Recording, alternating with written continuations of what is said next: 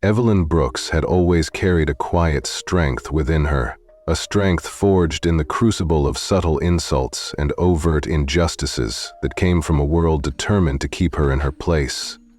On that fateful morning, as she stepped aboard a commercial flight reserved for the privileged few, her heart pounded not with fear, but with a simmering resolve born from years of being looked down upon. The gentle hum of the airplane and the soft shuffle of rolling suitcases provided a deceptive backdrop for the drama about to unfold. A drama that would soon expose the deep-seated prejudice lurking in every corner of this establishment. When Evelyn walked down the narrow aisle towards seat 1A in the first-class cabin, she carried with her not only a modest black leather carry-on, but also the weight of a lifetime of quiet defiance. Dressed in a simple gray hoodie, worn jeans, and crisp white sneakers that had carried her through countless miles on American roads, she did not fit the polished image expected in this luxurious setting. It was then that Brielle, a flight attendant with perfectly pinned blonde hair, a swipe of red lipstick and a smile that masked a venomous arrogance, stepped in. Brielle's eyes narrowed as they fell upon Evelyn's unassuming attire. With a tone dripping in forced politeness, she declared, "I'm sorry, but this section is reserved for our first-class passengers." Her words were not merely a statement of policy. They were a calculated snub, aimed at a woman whose very presence defied the unwritten rules of high society. Evelyn calmly held up her boarding pass and replied, "I am in first class, seat 1A. Yet Brielle's smile stiffened, and her eyes darting from the digital pass to the plain fabric of Evelyn's clothes betrayed an undercurrent of disdain. "This must be a mistake," Brielle insisted, her voice laced with a patronizing tone that hinted she believed Evelyn belonged in economy. "Maybe you're meant to be in a different section.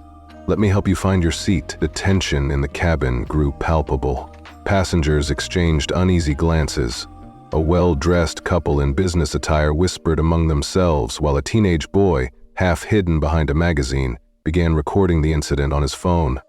What happened next was a scene that would forever haunt those who witnessed it. A white supervisor, exuding an air of forced authority, arrived and, after only a cursory glance at Evelyn, sighed as though she were an inconvenience. "Ma'am, we're going to have to ask you to leave the aircraft," he said in a tone that brooked no argument. The announcement, delivered without raised voices or overt aggression, carried the weight of systemic discrimination. In that moment, Evelyn's quiet dignity clashed with the arrogance of those who assumed they had the right to decide who belonged and who did not. With a measured nod, Evelyn stepped into the aisle and walked toward the gate. Each step was heavy with the pain of public humiliation, yet also buoyed by a fierce inner fire. As she passed through the terminal, her phone buzzed. A single, unassuming message that held a secret power. Glancing at the screen, she read, "Transfer complete. All holdings finalized." In a low, steady voice, she dialed a number and uttered, "It is me. Execute Phase 3. Full acquisition confirmation. I want internal memos out within 7 minutes." Those words were not merely orders. They were the clarion call of retribution, a promise that the injustice she had suffered would soon be repaid in full. Inside the aircraft, the repercussions of that confrontation rippled out in unexpected ways.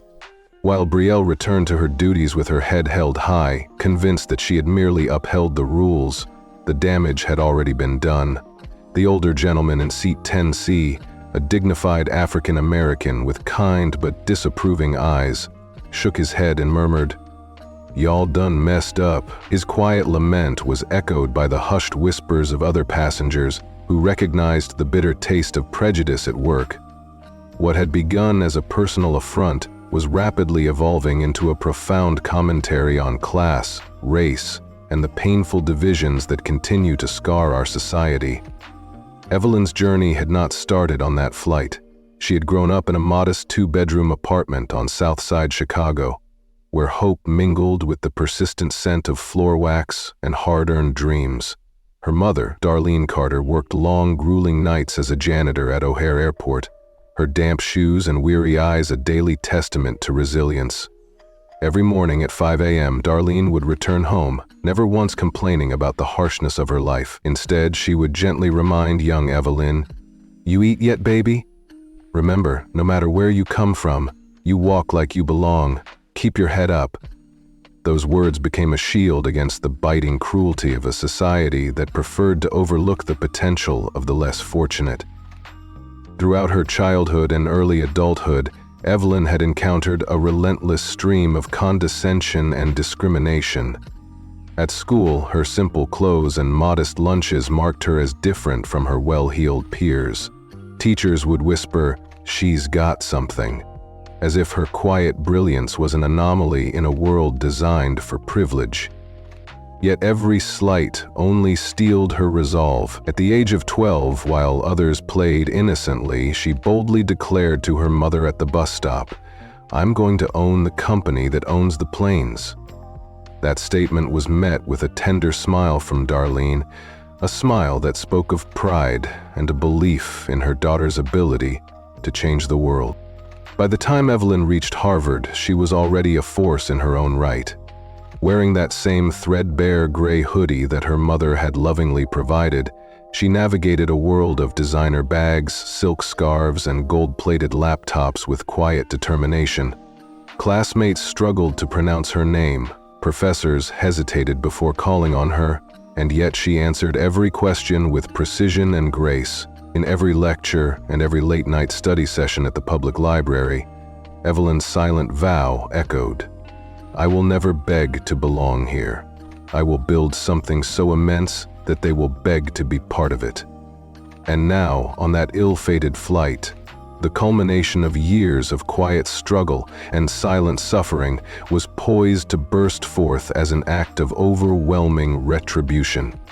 The announcement over the intercom, delivered in a calm yet urgent tone by the captain, further signaled that something monumental was underway. As the plane prepared to push back, news of an urgent operational matter rippled through the cabin. The message was clear. The established order was on the brink of collapse. Meanwhile, Brielle clung to her belief that rules were absolute, muttering under her breath that the uninvited guest had upset the delicate balance of first-class decorum. But the irony was that while Brielle defended the sanctity of her position, she had unwittingly ignited a revolution. Every slight, every whisper of discrimination, every unkind gesture had been meticulously noted by Evelyn. With the simple command, "Execute Phase 3, she had set into motion a chain of events that would not only dismantle the old guard at Orion Airlines, but also serve as a resounding message to all those who believed that power and privilege were the sole domains of the elite. The takeover by Carter Ventures was not just a business maneuver, it was personal, a vindication for every moment of silent suffering and every time someone had told her she was invisible. As the terminal's tall glass windows reflected the muted afternoon light, Evelyn sat quietly, her eyes fixed on the motionless plane on the tarmac. In that reflective moment, the full weight of her journey, the bitter taste of discrimination, the tender lessons of her mother, the quiet determination forged through years of struggle, converged into a single, powerful resolve. The forthcoming internal memos, soon to be disseminated with precise efficiency, promised to rewrite the narrative of power in the airline industry. Those who had once dismissed her as an imposter in first class would soon be forced to reckon with the reality that a woman they had humiliated was now the architect of their undoing. In the days that followed, the repercussions of that single flight would reverberate far beyond the confines of the aircraft. Executives and employees alike would come to understand that the system, once thought unassailable, was vulnerable to the forces of change. Evelyn Brooks was not merely a victim of prejudice, she was a catalyst for a sweeping transformation that would challenge the very foundations of corporate elitism and racial discrimination. Her quiet dignity had evolved into an overwhelming force of retribution. A retribution so grand and meticulously executed that it left even her fiercest detractors in stunned silence. For anyone who had ever felt the sting of injustice or the pain of being cast aside, Evelyn's story became a beacon of hope. It was a reminder that even in the face of relentless cruelty and systemic bias, one could rise above and transform that pain into a powerful, unapologetic act of defiance. In her boldest moment, as she watched the plane idle on the tarmac, Evelyn Brooks, once a quiet girl from a humble Chicago neighborhood, had become the embodiment of an unstoppable force, one that would ensure that those who had belittled her would never again take their privileges for granted. Evelyn Brooks had learned early on that true power often comes in silence, and that every slight, every demeaning remark fuels a fire that can one day burn down even the highest walls. In her third year, while interning at a private equity firm, she discovered the hidden machinery of wealth. Acquisitions made over hushed dinner conversations and 3 Lyle term sheets, and for the first time, she saw an undervalued regional airline called Orion Air. That name sent a chill down her spine, because it was the very airline that had dismissed her mother, Darlene Brooks, without a word of warning, simply because she did not fit the polished image they craved. Her mother had endured years of silent humiliation, working nights as a janitor while a cold bureaucracy dismissed her with a single signature. At that moment, Evelyn made a silent vow that would shape her destiny. One day, she would buy them out. Not out of a desire for revenge alone, but to prove that no one should ever be told where they belonged by someone else. At 23, Evelyn stepped into her first hedge fund internship like a brewing storm, exuding a quiet yet formidable power in tailored suits and with eyes as sharp as any seasoned executive's. The office was a fortress of glass and steel, filled with a cacophony of white male voices who often dismissed her ideas with barely veiled condescension. But while they were busy clicking away at Bloomberg terminals and gossiping in hushed tones, Evelyn absorbed every detail, every data point, and every hint of insider knowledge. Her determination was as quiet as it was relentless, and soon enough she was spotting trends and obscure correlations that even the seasoned analysts overlooked. When a managing director, surprised by her foresight, asked if she ever dreamed of being just an analyst, she replied plainly, "I want to run my own fund." He laughed, thinking her ambition laughable, yet his mirth only steeled her resolve. After graduation, while her classmates scrambled to land coveted positions at big-name firms, Evelyn quietly built her own empire from the shadows. She established Brooks Holdings, a shell company registered in Delaware, funded by private investors she had carefully cultivated over the years. At 25, she raised her first $10 million and then vanished from the public eye, working tirelessly behind a veil of anonymity. Through a web of legal entities, silent partners, and blind acquisitions, she began buying up logistics firms, fuel service contractors, and even small airlines. Each acquisition a precise surgical strike on an industry built on exclusion and prejudice. But the real prize was Orion Air. For years, Evelyn had tracked every nuance of the airline's performance, monitoring its fluctuating stock price, noting every change in board members, and poring over annual reports. She even discovered the name of the HR director who had signed off on her mother's termination 15 years earlier, a name that had haunted her for as long as she could remember. At 28, Evelyn made her first direct approach, submitting a non-binding offer to purchase a 3% stake in Orion Air through an institutional partner.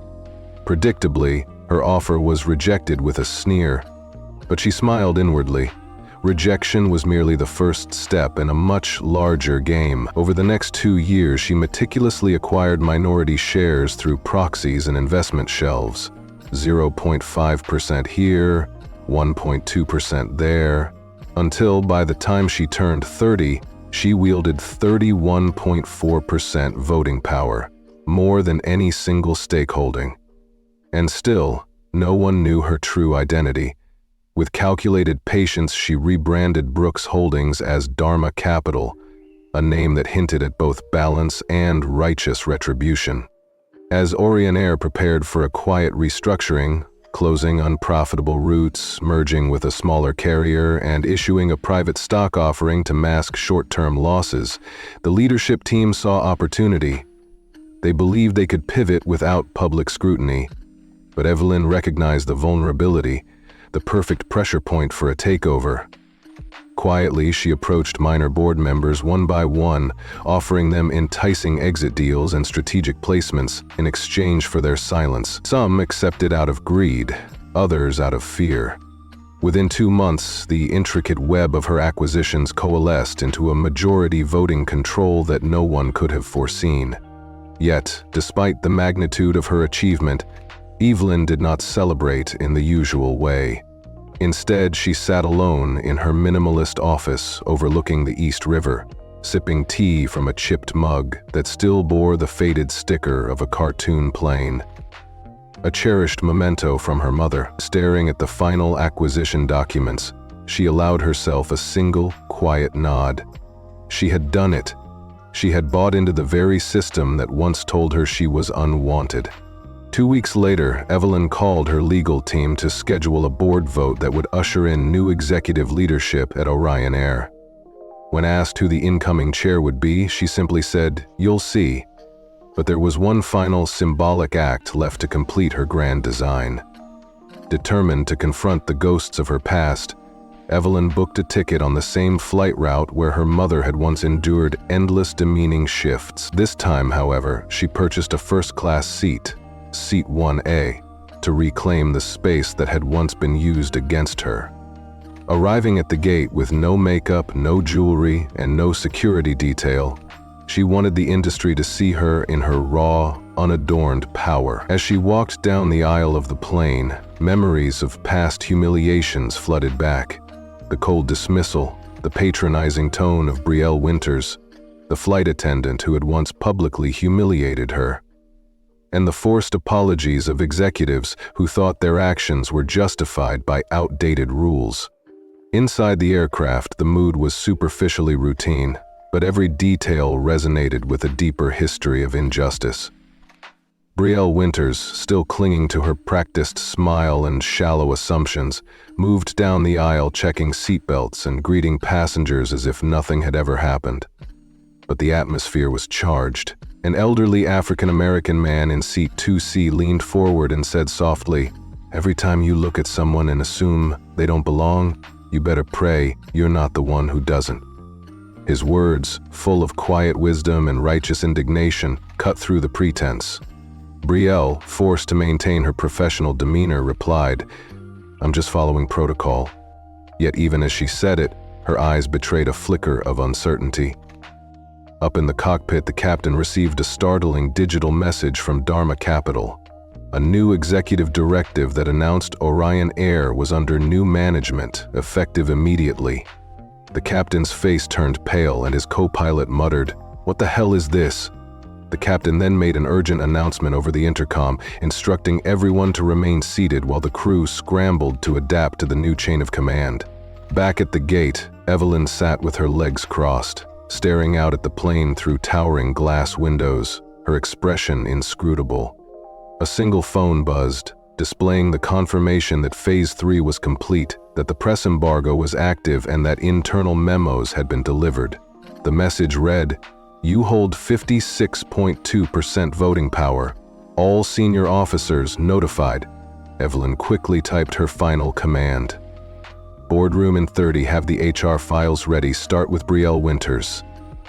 This was the final stroke in a masterpiece of retribution. Inside the plane, chaos began to unfurl.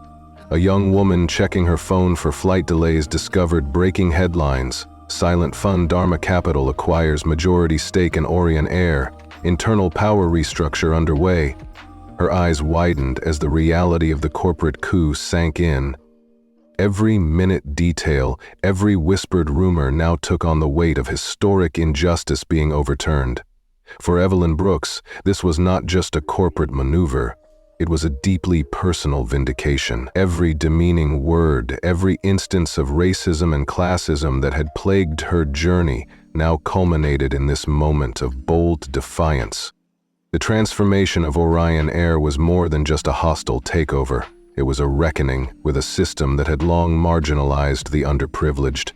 The industry, built on the belief that only the well-heeled deserved respect, was suddenly forced to confront its own hypocrisy. The passengers, the crew, and even the skeptical observers in the cabin felt a stirring of sympathy for the quiet woman who had risen from the ashes of public humiliation. Her every calculated move was a testament to the power of resilience and the relentless pursuit of justice. As the captain prepared to relay further instructions and the boardroom buzzed with urgent deliberations, Evelyn Brooks's journey transcended mere business strategy. It became a powerful narrative of retribution that left a lasting imprint on the corporate world. For every person who had ever been made to feel invisible or unworthy, her story offered hope, a promise that the quiet strength born of years of suffering could one day bring down even the mightiest walls of prejudice. In that charged moment, as the plane idled on the runway and the world outside held its breath, a revolution was quietly unfolding. The legacy of Evelyn Brooks would be remembered not just as a triumphant business maneuver, but as a resounding declaration that no one, regardless of their background, should ever be underestimated or dismissed. And in that silent, electrifying aftermath, the message was clear. Those who once wielded power with cruelty and condescension now faced a reckoning so grand that it left even their most arrogant detractors in a state of stunned disbelief. In the heart of Midtown Manhattan, at exactly 10:41 a.m., a sleek black town car glided to a stop outside Orion Air's corporate headquarters, and as the glass doors parted, Evelyn Brooks stepped into the building she now owned. Evelyn looked nothing like the typical executive in those hollowed halls. There were no towering heels, no expensive handbag, no designer badge that screamed of high society. Instead, she wore a simple yet impeccably tailored charcoal gray outfit that spoke of quiet determination and hard-earned dignity. The receptionist blinked twice, clearly taken aback by the sight of this unassuming woman, whose calm, steady gait seemed to shift the very air around her. It was a moment that many in that building had never imagined would come. A moment when the forgotten would rise to claim what was rightfully theirs. Inside the corporate office, chaos had already erupted. Phones rang like alarms as executives scrambled, some desperately trying to deny the unfolding news while others bolted their office doors in an effort to preserve control. I remember one young woman nudging her boyfriend, whispering, "Babe, I think something big just happened." In the midst of this bedlam, the head of public relations spilled her coffee when she saw the board memo pinned to the wall, while her assistant asked in hushed tones, "Do we know who is behind Dharma Capital?" None of them had the full answer yet, because the mastermind behind the takeover had been deliberately overlooked for years, on purpose. And now, Evelyn Brooks, the very person they had dismissed time and again, had emerged, determined to make sure no one would ever underestimate her again. Evelyn walked with quiet authority through the marble lobby until a senior assistant rushed out of the elevator, barely catching his breath as he said, "Ms. Brooks." Without pausing, she replied, "Conference room A has been prepared." And as she strode past him, she added with a simple clarity that cut through the noise, "I would like the truth, not coffee." Each word carried the weight of years spent enduring silent humiliation and systemic prejudice, and in that moment, it was clear that the old order was crumbling. Meanwhile, far above in the cabin of Flight 294, the atmosphere was thick with tension. The aircraft, stalled on the tarmac, had passengers growing restless by the minute. A small child cried while a businessman grumbled about missed meetings, and amidst it all, Brielle Winters, the same flight attendant who had once publicly humiliated Evelyn, stood at the galley with her arms crossed, nervously chewing the inside of her cheek. Then her work phone buzzed with an internal memo. A management transition briefing was scheduled in conference room A at headquarters, with non-compliance threatening suspension. The subject line was clear, and at the bottom of the message, the new chairwoman's name was boldly printed: Chairwoman Evelyn Brooks. Brielle's hands trembled as she read the message again and again, each word hammering home the reality of a new power dynamic that she had helped create. Back at Orion Air headquarters, the tension in the boardroom was palpable. Men in tailored suits sat awkwardly at a long table, their faces betraying confusion as they leaped through documents they barely understood. Legal counsel murmured among themselves while several directors made frantic calls that went straight to voicemail. The head of HR dabbed sweat from his brow with a silk handkerchief, his unease mounting as the heavy doors swung open. In walked Evelyn, flanked by an almost reverent silence and the undeniable weight of authority. Without raising her voice, she moved slowly to the head of the table, placed a single folder before her, and looked up at everyone with eyes that held both compassion and steely resolve. "Good morning," she said evenly. "Let's talk about culture." Those words resonated deeply in that moment, signaling not just a change in leadership, but a fundamental shift in the very values that had long governed this institution. At the same time, Brielle excused herself from her post on the plane and made her way to the crew rest area. Staring at her reflection in a tiny mirror, she saw for the first time not just a flight attendant, but a person whose actions had far-reaching consequences.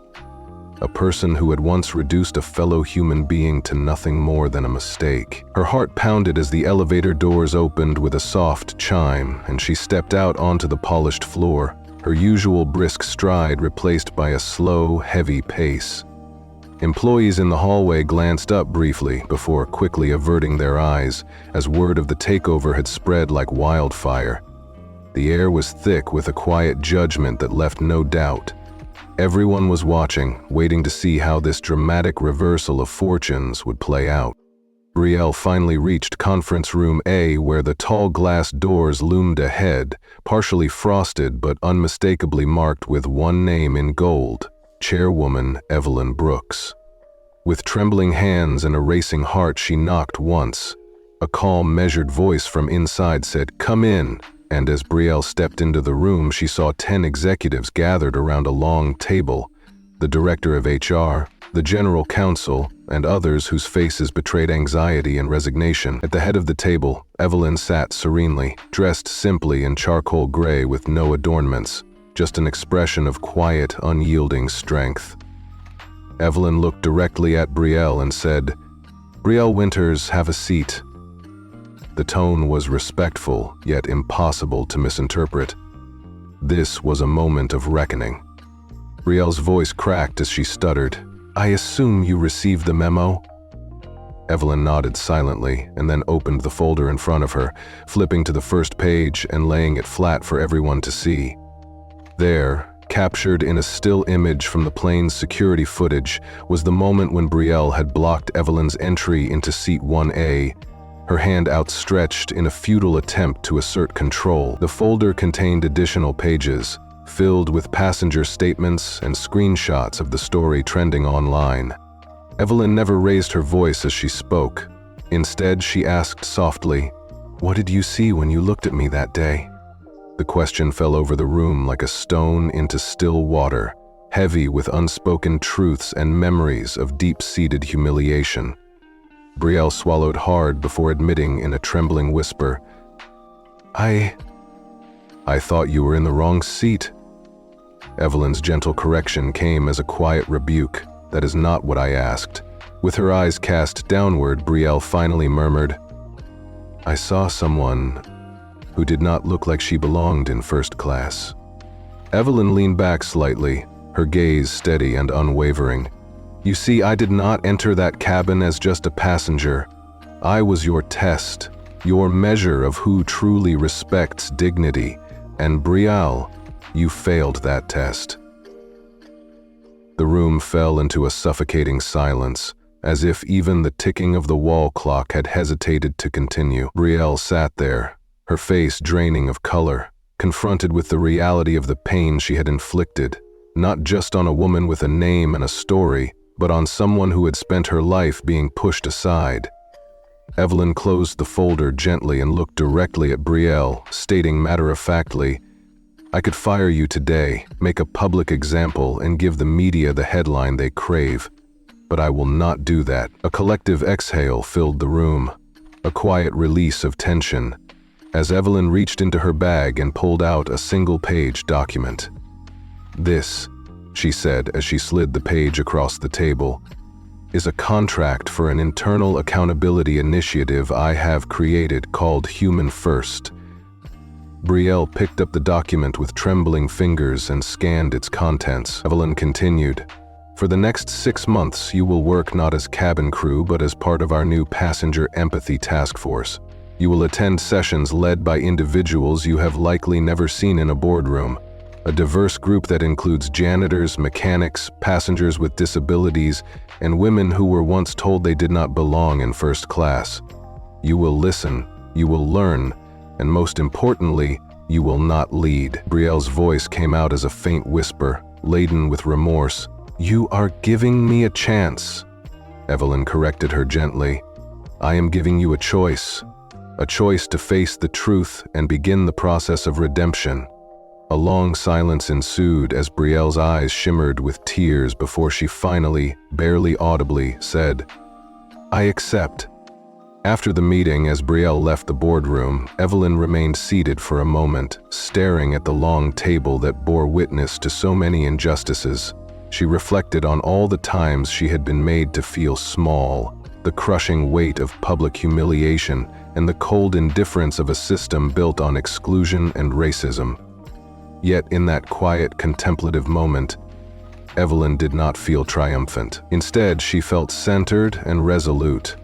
True power, she realized, was not about unleashing vengeance, but about choosing grace over retribution, about rebuilding what had been broken instead of tearing it down.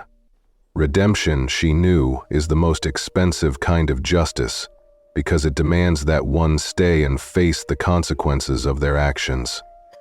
Outside the boardroom, the hallway was filled with murmurs of disbelief and quiet judgment.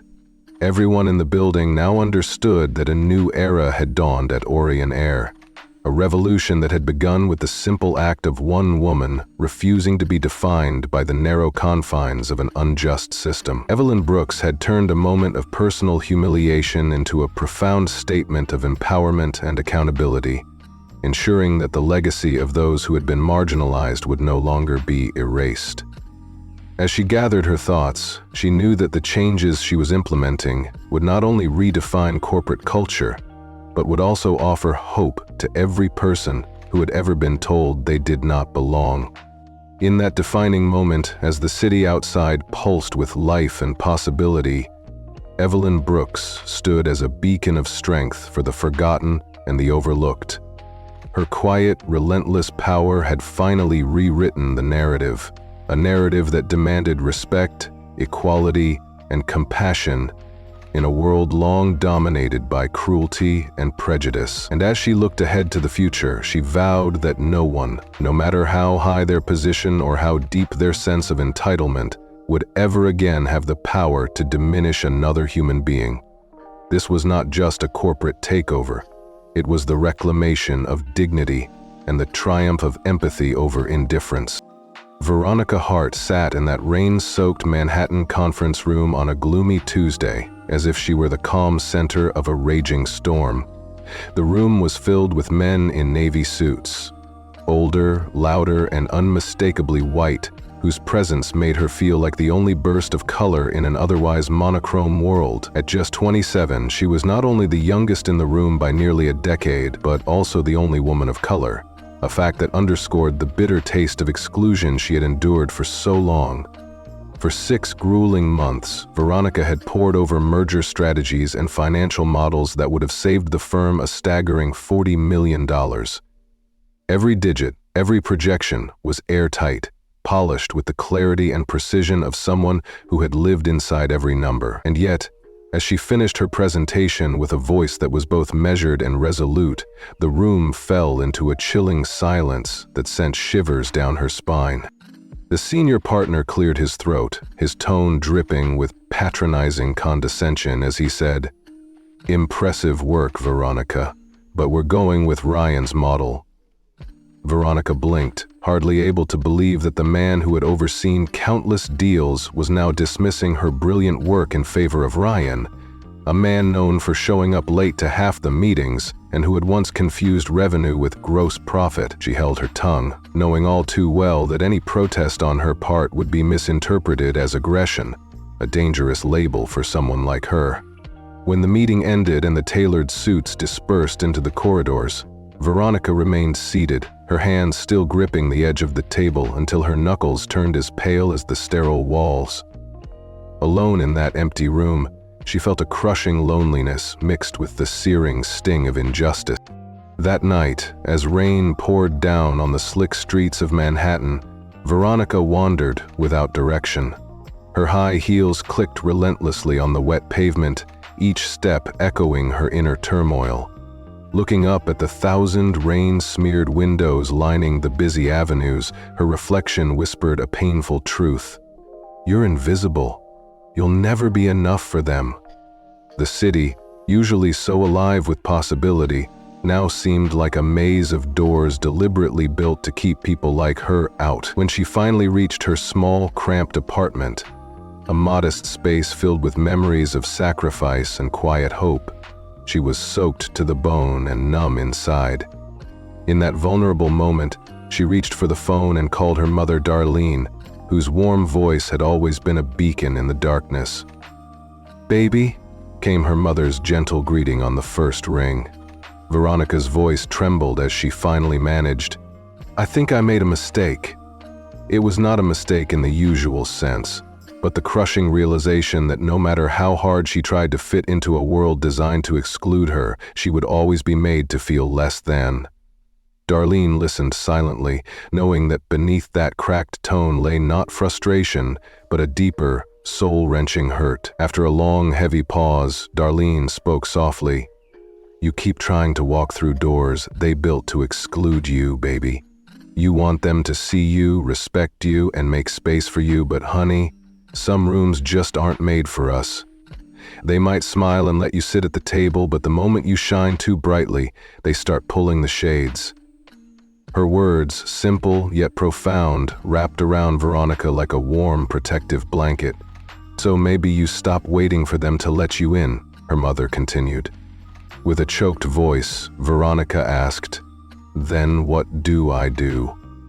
Darlene's reply was as clear as it was revolutionary. "You build the building, you design the doors and shape the table. Create a space where no girl like you ever has to shrink just to fit." That night, something shifted deep within Veronica. She sat at her battered desk with a cup of cold tea, its warmth long faded, and reopened her financial models with a new purpose. No longer would she craft strategies for approval from a world that had never truly seen her. Instead, she began building for power, not to dominate others, but to protect herself and those like her. It was the moment when Veronica Hart decided that she would no longer knock on doors, she would own the entire corridor. The next day, a packed boardroom at Orion Air became the stage for a bold new chapter. Executives, legal teams, operations directors, and heads of departments gathered, expecting the usual chaos of restructuring, layoffs, and corporate revenge. Instead, they received a manifesto, a declaration of principles, delivered by a woman who had been repeatedly sidelined by the very system she was now about to upend. Veronica stood at the head of the table, not behind a podium or guarded by bodyguards, but alone, with a small stack of papers and a clear, unwavering voice that commanded attention. "I won't waste your time with preambles," she began, her tone even yet resolute. "This company is broken, not in its profits or infrastructure, but in its principles."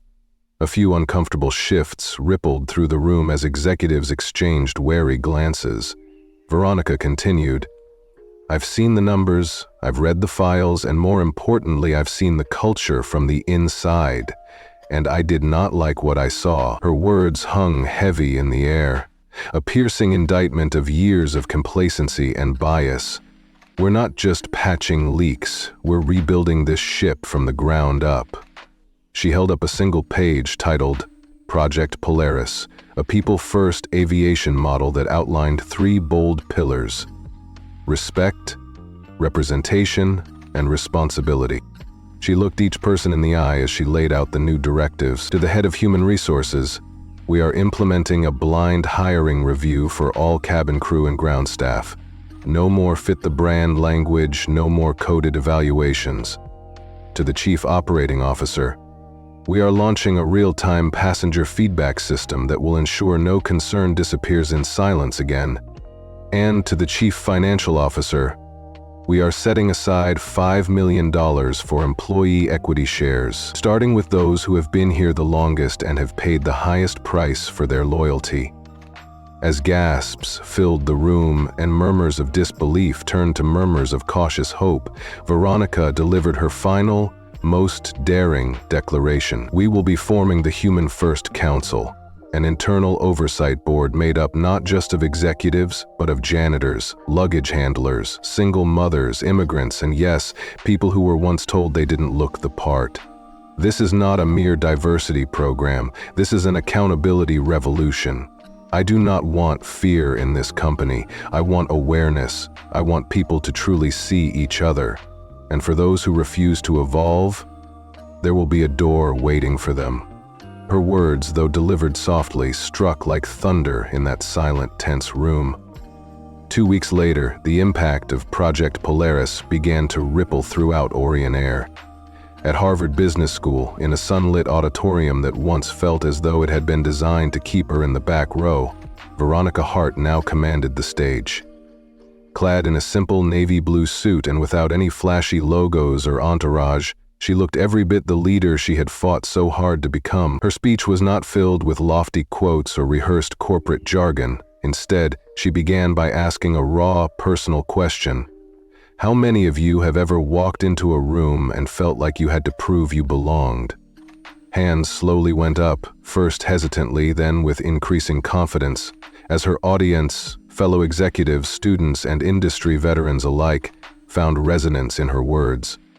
I used to think that feeling was a weakness, Veronica confessed, her voice steady and warm. Now I see it as fuel to light the fire of change.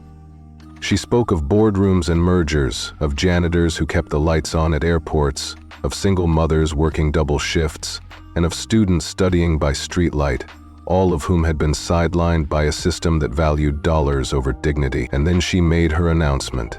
Starting this year, Orion Air will sponsor a full scholarship program, Wings of Equity, for students from underrepresented communities who wish to pursue careers in aviation, logistics, and corporate leadership. The room erupted in applause, a surge of hope and affirmation that transcended polite clapping, a roar of support for a future where profit was defined as more than just dollars. Back at Orion Air, the changes were palpable. Cabin crew began attending the new Human First sessions, where they were encouraged to confront and admit their own unconscious biases. Mechanics who had long worked silently in the background found their voices in monthly feedback briefings. Even a transgender pilot who had once contemplated leaving the company out of sheer isolation sent an anonymous note saying, "I feel seen for the first time in 12 years." Veronica did not need to be at every meeting or personally oversee every initiative. Her influence was woven into the fabric of the company, visible in the questions people now asked, in the pauses before dismissing a colleague's perspective, and in the genuine eye contact between managers and part-time custodians. Wall Street, always quick to judge, began to take notice. In the first quarter under Veronica's leadership, customer satisfaction surged by 27%, and staff retention improved for the first time in 5 long years. Investors who had once doubted her every move now called regularly, eager to learn more about her plans for expansion and transformation. At a quiet press briefing, one journalist, skeptical yet curious, asked, "Do you really believe that ethics and profit can coexist in this industry?" Veronica smiled, a gentle, knowing smile that radiated both warmth and challenge. "Only if you define profit as more than just dollars," she replied, her tone neither arrogant nor dismissive, but full of the hard-won wisdom of someone who had been forced to redefine success on her own terms. Later, in a quiet moment at Orion Air's Memorial Lounge, a space filled with photographs of past employees and reminders of battles fought and lost, Veronica sat alone, reflecting on the journey that had brought her here. The memories of every boardroom where she had been silenced, every hallway where she had been made to feel invisible, and every whispered comment that had chipped away at her confidence came rushing back. But rather than feeling triumphant or vengeful, she felt centered, resolute, and profoundly aware that true power was not measured by the volume of one's voice, but by the strength of one's choices. Veronica knew that redemption was the most expensive kind of justice, for it demanded that one remain in the fight, facing every painful reminder of past wrongs head-on, and then use that pain to forge a future where no one would ever be forced to shrink or hide. The legacy of Veronica Hart was quickly becoming a beacon for those who had long been marginalized. Her journey from a young woman forced to fight for a seat at tables that were never meant for her, to becoming a transformative leader, reshaped not only a company, but an entire industry. In every meeting, every initiative, and every conversation that followed, her presence was a constant reminder that the old rules were being rewritten. The corridors she now owned were built on a foundation of empathy, resilience, and an unyielding refusal to accept injustice. Veronica's impact was far-reaching. Boardrooms once filled with complacency and exclusion were now spaces of genuine dialogue and accountability. Employees at every level felt the effects of her radical reimagining of what a company could be. A place where every individual, regardless of their background or appearance, could stand tall and be recognized for their true worth. It was a revolution that spread from the highest echelons of corporate power to the very front lines of service, where the real stories of hardship and hope were written every day. And so, on that rainy Tuesday and on every day that followed, Veronica Hart continued to push forward, her actions echoing the lesson she had learned long ago, that silence, when used as a tool to gather strength and clarity, can carry a message far more powerful than any shout. It was a message of transformation, of accountability, and of a future where the walls built by prejudice would finally crumble under the weight of relentless, compassionate change. In the end, Veronica Hart did more than just reclaim her own dignity. She redefined what it meant to lead in a world that had long been governed by exclusion and iniquity. Her story was a testament to the idea that when someone refuses to accept the limitations imposed upon them, they not only break free, but also pave the way for others to rise. And as she looked out over the city that had once seemed so indifferent to her struggles, she knew that this was only the beginning. A beginning where every voice, no matter how quiet, had the power to reshape the world. Veronica Hart always remembered the significance of a simple photograph. In the quiet of her office, mounted on a pristine white wall, hung a framed picture that was not of a CEO or a founder, nor even of a politician. It was a photo of her mother, Darlene Carter, dressed in her old janitor uniform, holding a mop and smiling at the camera, as if she already knew that one day her daughter would change the very sky itself. That picture, with its soft hues and honest smile, served as a daily reminder that strength often comes from the most unassuming places. It was a symbol of resilience and hope that Veronica carried with her every single day. The journey toward reclaiming power and dignity had begun long before the viral video that swept across the internet. It all started with a 15-second clip, rainy, shaky, and raw, that a teenage boy had filmed from behind his magazine while sitting in seat 3F. The caption read, "This flight attendant just kicked this black girl out of first class for no reason. She didn't even raise her voice." The video showed Veronica standing calmly as Brielle Winters, the once arrogant flight attendant, blocked her path with an air of entitlement. Instead of a heated confrontation, Veronica simply walked out with her shoulders back and her head held high, exuding a quiet dignity that left no room for dispute. There was nothing dramatic about it in the conventional sense. There was no shouting or physical struggle, yet that act of silent defiance was enough to reveal the truth behind a system steeped in racial bias and elitism. In a matter of hours, the video had exploded online. Within 6 hours, it had amassed over 2 million views, and by the following morning, the hashtag #SheOwnedTheSky was trending in 12 different countries.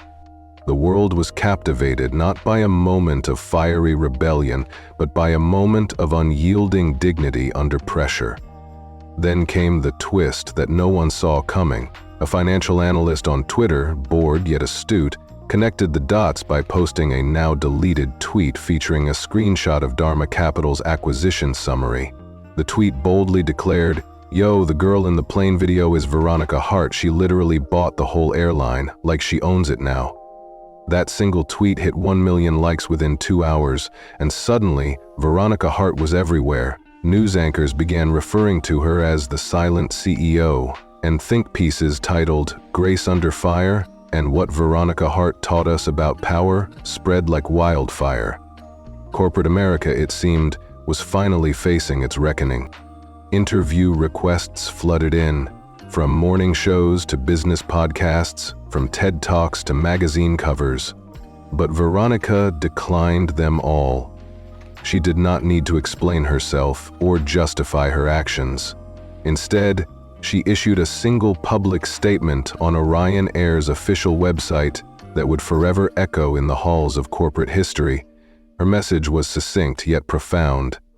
"I didn't build my life to go viral. I built it to go forward.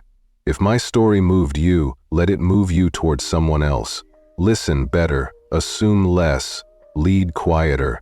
Veronica Hart, chairwoman. That statement was shared over 4 million times in just 48 hours. Screenshots of it were printed, framed, and even turned into t-shirts. A middle school in Atlanta painted the message as a mural on its wall, and a coffee shop in Amsterdam proudly featured it on every to-go cup. But while the world marveled at the symbolism of her statement, Veronica remained unruffled. She returned to work as if nothing out of the ordinary had occurred, holding meetings, answering emails, and even taking the time to visit the maintenance crews. On one memorable short-haul route, she chose to serve coffee in economy class, not to make a statement, but to understand the pace and heartbeat of the company from the inside. For Veronica, the true viral moment was not in the video itself, but in the ripple effect it created in thought, in policy, and in the lives of people who had long been silenced by systemic injustice. By the end of that eventful week, the mailroom at Orion Air was inundated with letters, not business memos or angry investor complaints, but handwritten notes, each folded carefully and filled with raw emotion. Letters came from school children whose words were penned in bright, enthusiastic handwriting, from single parents struggling to make ends meet, and from cabin crew at other airlines who confessed that they, too, had once been made to feel like the girl who didn't look the part. One letter arrived in a pink envelope, written in blue glitter gel pen. It read, "Dear Ms. Veronica, my name is Zoe and I'm 11. When I saw the video, I told my mom, she walks like a superhero, but she don't need a cape. I want to be a CEO like you. A quiet one. Love, Zoe R."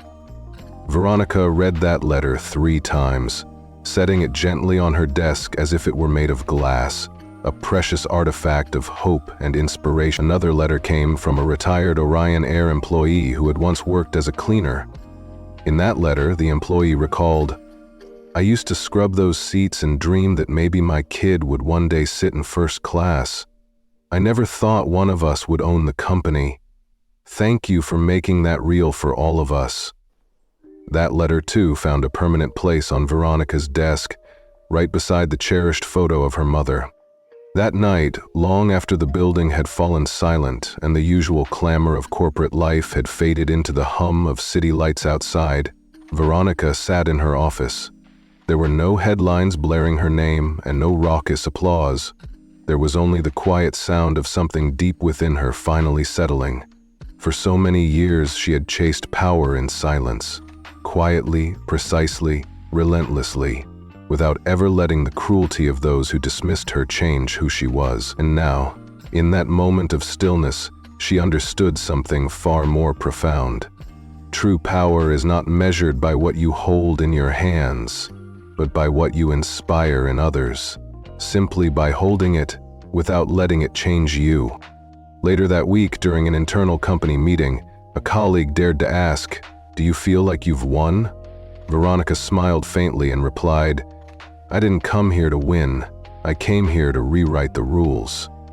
In the months that followed, Zoe's heartfelt letters continued to be framed on Veronica's desk, a daily reminder of why silence, when wielded with purpose, can echo louder than the loudest shout. It was a reminder that sometimes the most powerful thing a woman can do is to walk away quietly, only to return and build an empire while others watch in disbelief. 6 months after the video went viral, Orion Air had undergone a transformation that went far beyond policies or press releases. It was a transformation measured in the quiet details, in the way people spoke to one another, in who got a seat at the table, and in who finally felt safe enough to tell the truth. The changes were not perfect, and some employees left the company unwilling to adjust to the new culture. A few board members resigned quietly, unable to face the radical shift. But in their place, something new was growing, a culture of accountability without shame, and justice without spectacle. At the heart of that cultural shift was the unexpected story of Brielle Winters. Brielle had once been the face of everything wrong at Orion Air. Initially, when she entered the Human First initiative, she did so with a veneer of professionalism that masked her inner resentment. She showed up on time, dressed sharply, and dutifully took notes. Yet her eyes were distant and her tone clipped. She rarely spoke during discussion circles, not when a wheelchair-bound passenger recounted the humiliation of being dismissed mid-flight, nor when a single mother broke down describing how a gate agent had treated her in front of her children. Brielle nodded politely, but inside she felt nothing. That was until week 7 of the program. During a session led by a former Orion Air employee, a woman in her 60s who had once worked as a janitor at the JFK terminal, the real transformation began. The woman, with a trembling voice that carried years of sorrow and unspoken truths, recounted how she used to clean the first-class lounge every night. She told the group how people would walk past her without ever acknowledging her existence, and how on one occasion a child had smiled at her, only to have the child's mother pull him away, as if she were something unclean. There was no rage in her voice, no bitterness, only a profound truth that resonated deeply. She said, "I stayed because I believed in what flying could mean. I used to tell my daughter, one day you'll fly, not just on the plane, but above all of this." And then she revealed her name. Darlene Carter. For Brielle, that name hit like a blast of cold air. The woman she had once shamed, without a second thought, turned out to be the very daughter of Darlene Carter, the woman whose memory Veronica had so tenderly enshrined on her wall. Brielle felt her world shatter in that moment. She had always believed that dismissing someone was merely following protocol, that it was a necessary part of maintaining order. Now the weight of her actions bore down on her like never before. As she sat through the rest of the session, tears threatened to spill over, pressed back by a dam of regret. When the session ended, she lingered behind and, with a voice hoarse from emotion, whispered, "Miss Carter." Darlene turned slowly, her eyes tired but kind. "I'm sorry, Brielle," she said softly. "I'm sorry for what I did to your daughter, for what I failed to see." Darlene's words were gentle yet searing, and as she continued, "Seeing someone late is better than never seeing them at all," they etched themselves into Brielle's heart. From that day forward, something within Brielle began to change. She stopped showing up merely to comply with mandates. She started to truly listen, to the voices of those who had long been marginalized, to the quiet stories of pain and hope shared by colleagues and passengers alike. Brielle began to speak up in group sessions. She admitted her own biases and even apologized to a young black trainee she had once dismissed without a second thought. She started asking questions that made people uncomfortable, but also compelled them to think deeply about the values they held. By the end of the 6-month program, Brielle had logged more volunteer hours than anyone else, a testament to her newfound commitment to transformation. Finally, she requested a meeting with Veronica in a quiet office with floor-to-ceiling windows.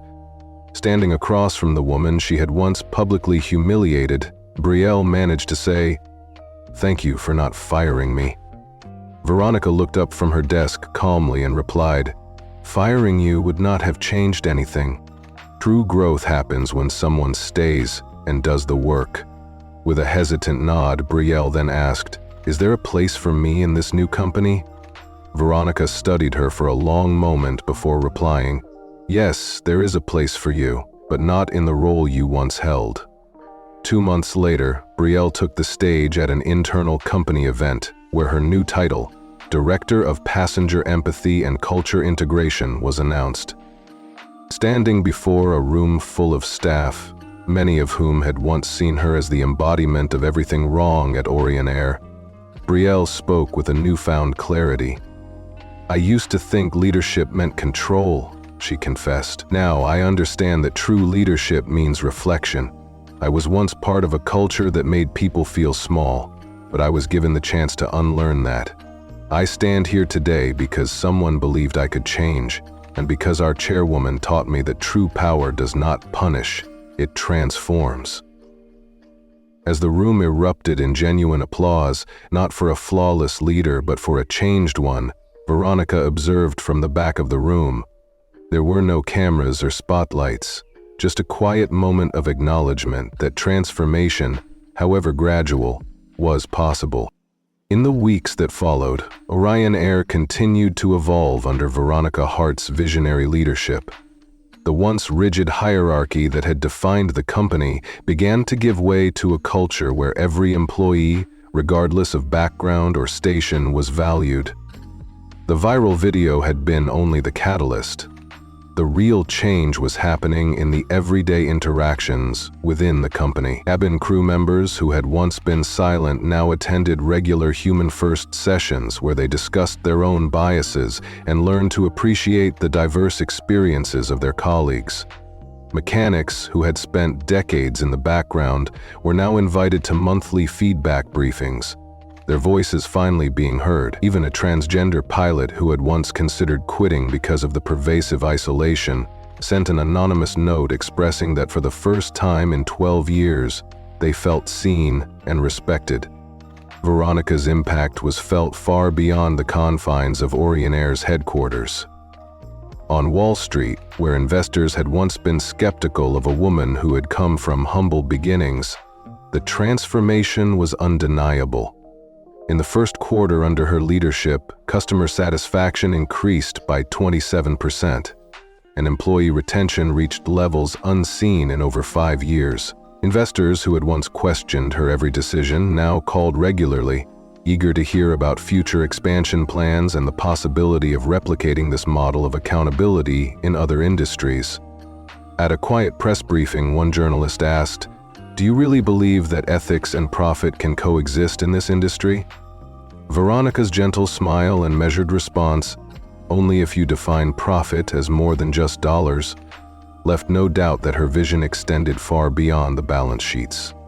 Later that week, in a reflective moment at Orion Air's Memorial Lounge, a space adorned with photographs of past employees and mementos of struggles overcome, Veronica sat quietly and reviewed the letters that had arrived in the aftermath of the viral video.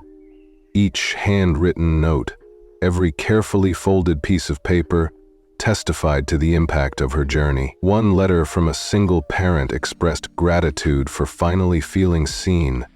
Another from a group of schoolchildren spoke of newfound dreams of leadership, and yet another from a retired employee recounted decades of labor, now redeemed by the hope that one day their family could see better days.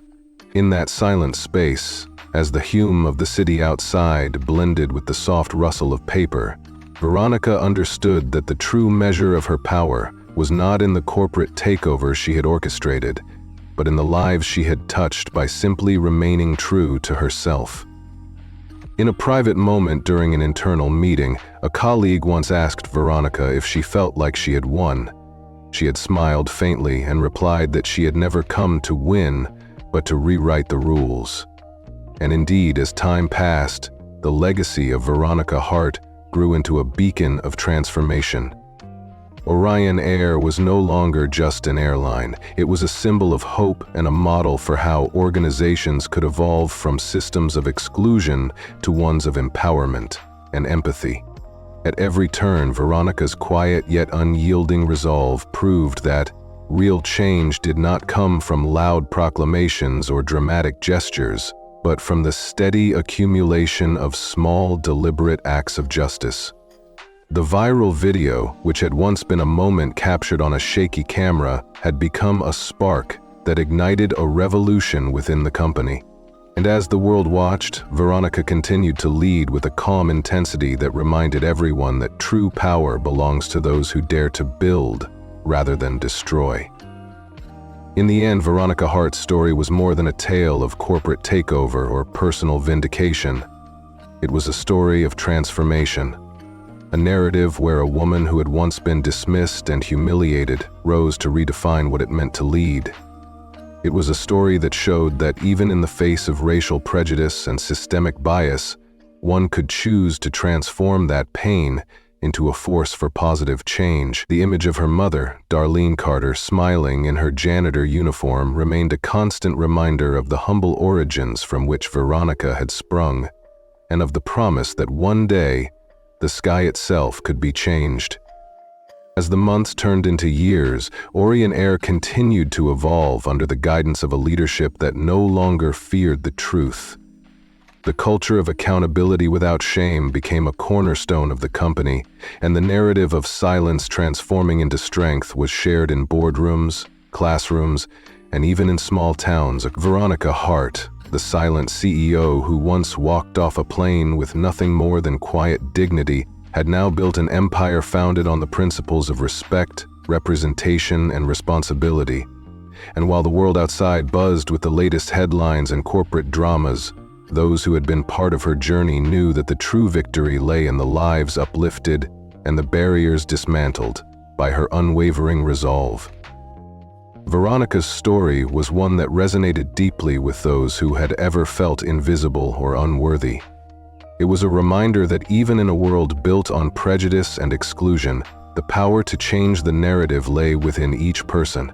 And as she continued to lead Orion Air with grace and determination, Veronica Hart's legacy became a testament to the idea that real transformation is measured not by the volume of one's voice, but by the quiet, persistent strength of one's actions. In every meeting, every policy change, and every heartfelt conversation, her influence shone through, proving that the most powerful thing a person can do is to build a future where everyone, regardless of their background, is given the chance to soar.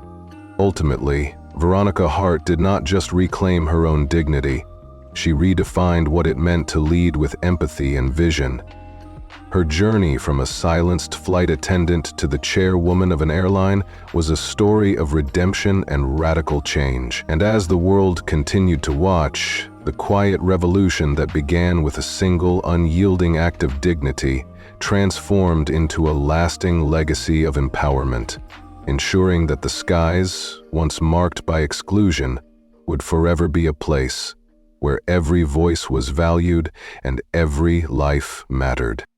Veronica Hart stood alone, arms crossed, heart steady, as the golden lavender sky outside her office whispered promises of change. For her, this moment meant more than any acquisition or headline. It was the embodiment of a vision where a company not only looked different, but thought, led, and loved differently. Redemption, she now understood, wasn't about erasing the past. It was about rewriting its future chapters together. Outside, the last planes taxiing on the runway were silent witnesses to her triumph. On her desk, a framed picture of her mother, Darlene Carter, smiling in her worn janitor uniform like a queen with her mop crown, stood beside Zoe's glittered letter. A fragile token of hope, Veronica gently opened a drawer to reveal a secret photo of her 20-year-old self, surrounded by textbooks and determination, with the bold words, "We don't knock on doors, we build our own walls," taped above her bed. Later that evening, as she walked down the polished corridor of Orion Air's Manhattan headquarters, she paused before the new wall of honor, now featuring her own unguarded portrait on the tarmac. Each step echoed the journey from silent pain to resounding victory, a legacy built not on power taken, but on lives uplifted.